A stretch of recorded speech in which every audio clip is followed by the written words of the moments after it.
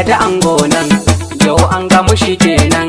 Ga jibson ango nan, angon Aisha shi kenan. Ku ba mu guri ango zauna, ango da amarya ranar ku jira ta zo kenan.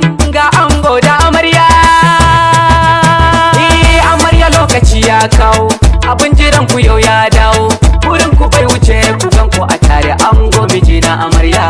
Amar su lokaci yau yayi, kun bar zufa kuna jiki sanyi. Aure na so da kauna kun yi, wurin ku ya cike an dauro. Mun shaida kuna san juna, duba da yanda kun rike juna. Hakurin ku ce ta yi rana, Allah ya kai mu ranar suna. Jif son kayo aure, ga kaka Aisha tare. Riba da so da kauna aure, ilahu ya nufa yau kun yi.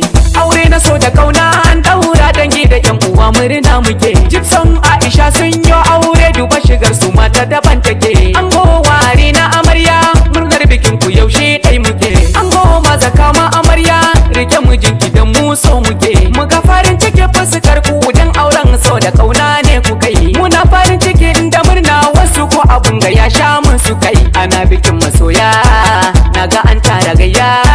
Ranar bikin ku ne ba kunya, ku rausaya ango da amarya. Amarya ango an sha kamshi, haske ta ko ina sai kamshi. Dangin juna bugun numfashi, na san junan ku kuyi rarrashi. Amarya Aisha, ba jibson ruwa ya sha. Mai ruwan guba a hir, tun daga ruwan zuma ku sha. Jibrin angon Aisha, bikin ku ake ba zan ki murna ba. Babu wai komai da lokaci na ku yayi a yau ku ne akan gaba.